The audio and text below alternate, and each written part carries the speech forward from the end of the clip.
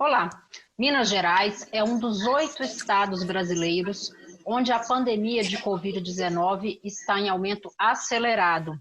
Já são mais de 2.000 mortes e apenas menos de 10% dos municípios mineiros ainda não têm casos registrados de Covid-19.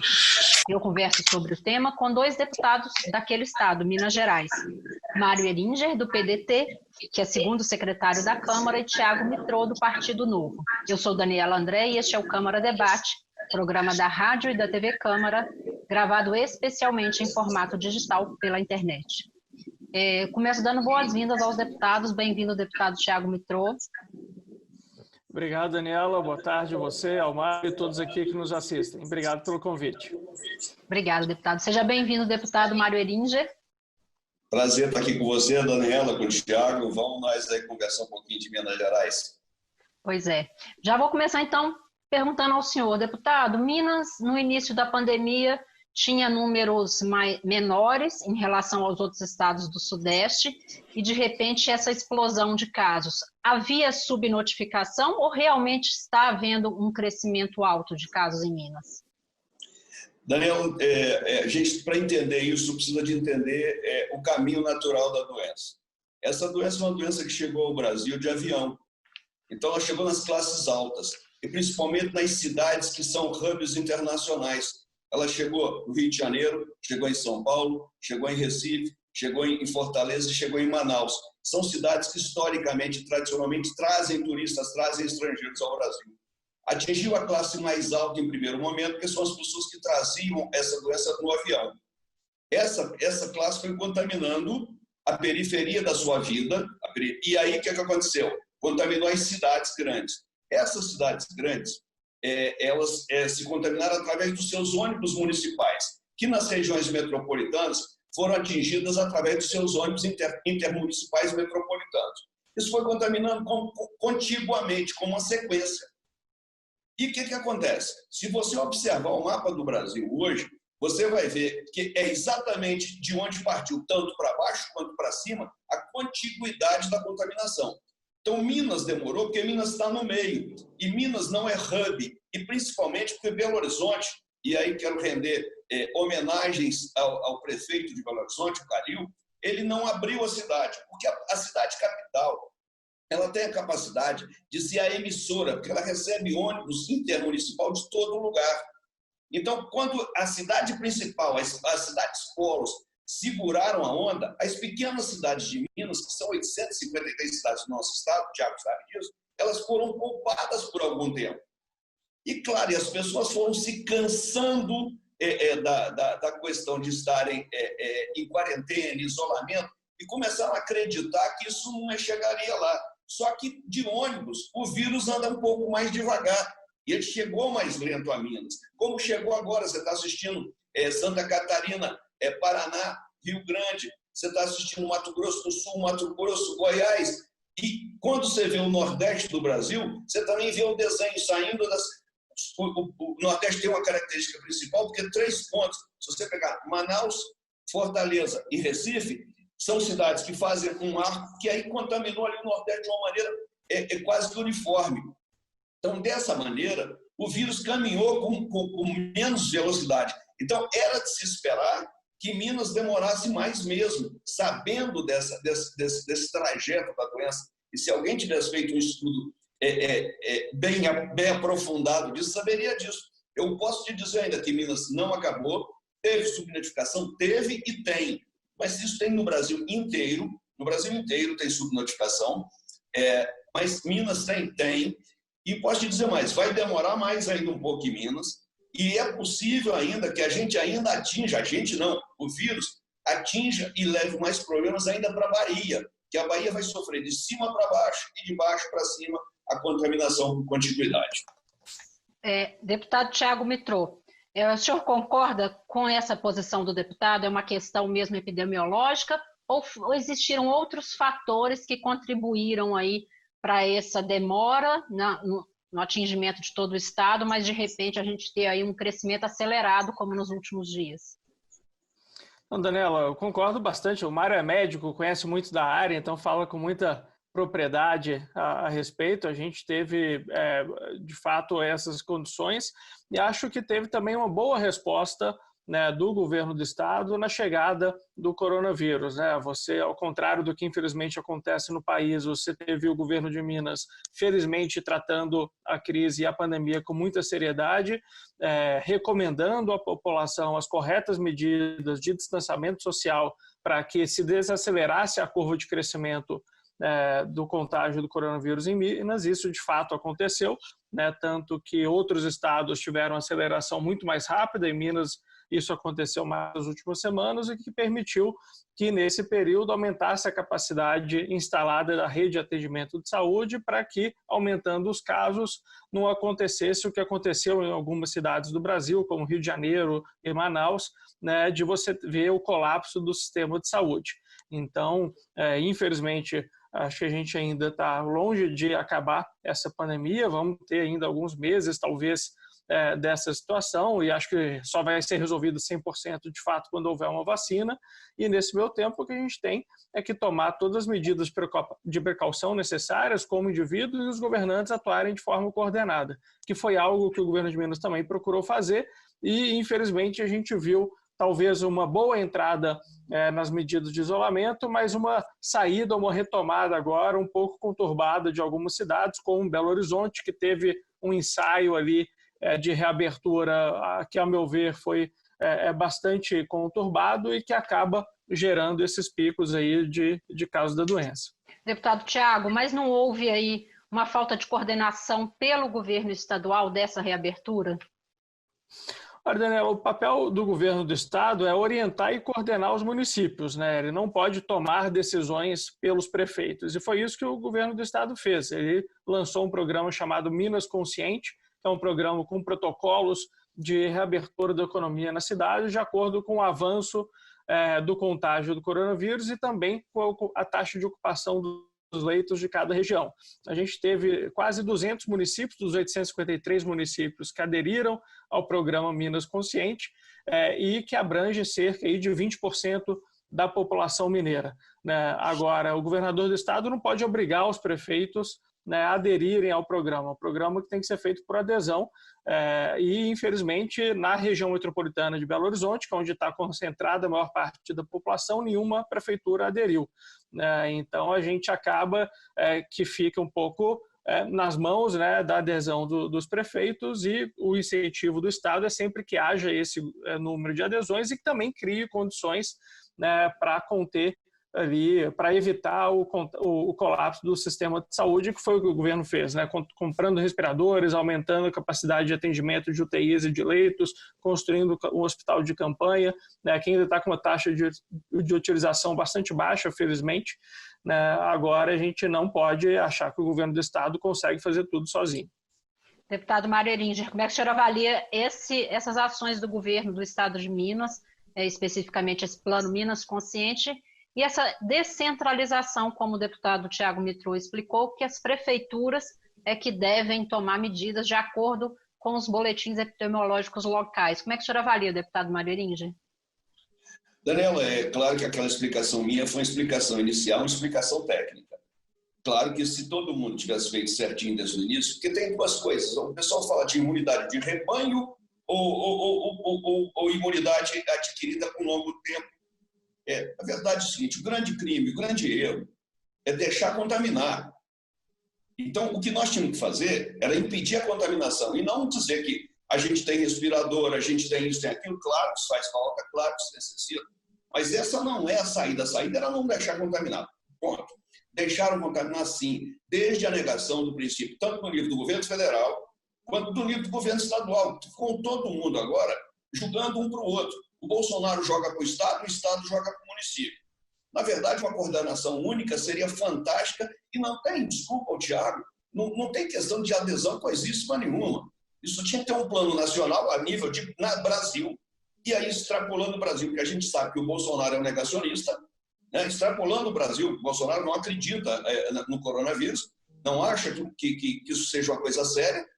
Extrapolando o Brasil, vamos para Minas Gerais. O nosso governador é um governador de primeira vez, tem toda a boa vontade, tem seu staff político, seu staff técnico, mas, infelizmente, assumir essa direção é função do governante maior do Estado.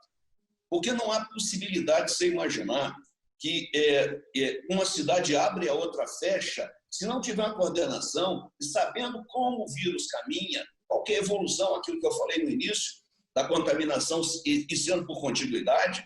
Se você sabe isso, você tinha que ter feito barreiras sanitárias nas cidades pequenas. Você teria que, aí você estaria com barreiras sanitárias, você protegeria aquela população menor, você não teria que usar respirador, você não demandaria medicina, você demandaria só sanitarismo. Então, você teria barreiras sanitárias desde o início, testagem nas pequenas cidades. O teste não é para fazer o diagnóstico e dizer assim, esse cara tem Covid, e esse cara vai morrer de Covid. O teste é exatamente para você detectar os assintomáticos e isolar os assintomáticos, para que esses assintomáticos não continuem contaminando. Então, teria que ter feito a questão dos testes precocemente, e Minas teve tempo para fazer isso, exatamente porque o vírus chegou mais lentamente a Minas. Então, a possibilidade de ter feito, perdemos tempo, sim. Não fizemos a gestão adequada, não. Eu estou dizendo isso e insisto, não é por antigovernismo aqui, não. Eu estou dizendo isso como médico que diz assim, nós teremos outras. Nós teremos outros problemas no futuro para resolver. E que a gente não cometa o mesmo erro. Nós tivemos prazo, em Minas nós tivemos prazo para fazer diferente. Se tivéssemos feito testagem adequada, se tivéssemos... todo mundo vai dizer, não tem teste, não sei o quê. Não teve muito no início, continua tendo dificuldade, mas também, vamos dizer para mim, não tem anestésico hoje para manter o doente sedado e entubado. E há quanto tempo que já está se anestesiando e entubando o doente nesse período? Então, os nossos problemas são problemas de programação e previsão.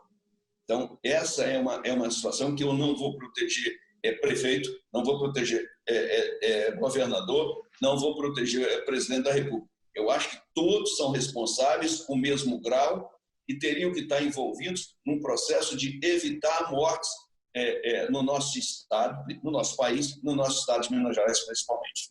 Deputado Tiago Mitrô, como é que o senhor responde a essa crítica, já que o senhor é do Partido Novo, aliado, partido do próprio governador de Minas? Olha, Daniela, acho que em primeiro lugar é bom deixar claro que nunca houve uma postura negacionista do governador do estado. Ele sempre tratou o vírus como deveria ser tratado, com a seriedade adequada, orientando a população e os prefeitos com a seriedade da crise. Acho que, não sei se talvez foi isso que o deputado Mário quis dizer. Fez mais uma crítica no sentido de uma demora na articulação do governo do estado. Com relação ao governador... Com relação ao governador do estado, eu não disse que ele era negacionista. Eu disse negacionista do nosso presidente da República, isso aí é evidente. E aí concordo plenamente com o nosso colega Mário, né? Mas voltando para o caso de Minas, que acho que se a gente for falar aqui do governo federal, infelizmente nós vamos ficar muito tempo concordando a respeito dos absurdos ali que estão acontecendo no governo federal. Mas aí eu discordo, acho que não é jogar a responsabilidade para prefeitos, mas é entender qual é o papel do governador e qual é o papel dos prefeitos. E a gente acredita no princípio da subsidiariedade. O governador não tem que tomar decisões pelos prefeitos, assim como o presidente não tem que tomar decisões pelos governadores. E não é questão de jogar a responsabilidade de um lado para o outro, mas entender qual é o seu papel ali dentro. O governo do estado tem responsabilidade, sim, de coordenar as respostas de saúde, uma vez que saúde é uma responsabilidade compartilhada com o estado, né? Agora, a decisão de colocar barreira sanitária em cada um dos 853 municípios de Minas é algo que extrapola as atribuições do estado, e o que tem que ser feito, a meu ver, é essa coordenação. Os esforços de coordenação houveram, né, tanto que quase 20% da população de Minas aderiu ao programa do governo do estado. Agora, como que a gente poderia avançar mais? Concordo com o deputado Mário, daria e deveríamos ter avançado mais, mas não é algo que dá para fazer sozinho, né? E também concordo que o ideal é que o vírus não chegue e não contamine ninguém, né? E aí nós temos a limitação de testagens, teve um esforço grande para se ampliar a capacidade de testagem, de processamento dos testes através da FUNED, que é o órgão do governo do estado que tem realizado quase todas as testagens públicas dentro do estado de Minas, mas a gente tem essas limitações de testagem e tem limitação, inclusive, de medicamento, que o Mário falou agora, que os anestésicos necessários para intubação estão em risco de entrar em falta. E não é só em Minas Gerais, isso é no Brasil inteiro, são medicamentos importados, onde também precisamos atuar junto com o governo federal para garantir o suprimento desses medicamentos, né? Então, eu acredito que não houve de forma alguma negligência do governo do estado, ele estabeleceu os protocolos ainda cedo, tanto de entrada, né, com medidas mais restritivas de isolamento, quanto protocolos para saída disso, mas infelizmente a gente não consegue, através de impor, né, aos municípios a adesão a esses programas. E a gente tem também tido, como o Mário falou no início, com esse período estendido das medidas de isolamento, você tem níveis também na própria população de adesão maior ou menor a essa questão de isolamento, o que faz com que boa parte das medidas que tenham que ser tomadas é de conscientização da população, né, para que sigam tomando os devidos cuidados de isolamento, distanciamento social, para evitar esse contágio. O papel do governo do estado é elaborar essa estratégia, né, fornecer os insumos tanto de prevenção quanto ali de resposta, que ainda que não seja ideal expandir a capacidade de leitos, porque a gente deveria sim evitar o contágio, uma vez que o contágio acontece, a gente precisa dar uma resposta nesse sentido também. Deputados, a gente está no imperativo do tempo, então vou pedir para os senhores em 30 segundos fazerem suas considerações finais, pensando aí numa avaliação de que expectativa a gente pode ter para o estado de Minas nas próximas semanas. Deputado Mário Heringer. Bem, eu quero tentar ser muito sucinto, mas é um pouco difícil fazer isso em 30 segundos, mas de qualquer maneira vou tentar. Nós estamos vivendo um processo grave em Minas, nós estamos com a nossa curva de contaminação subindo, ela vai subir mais algum tempo, nós precisamos de fortalecer o nosso distanciamento social, o uso de máscaras tem que continuar existindo. Quem puder fazer a barreira sanitária nas suas pequenas cidades, faça, porque vai ser muito bom.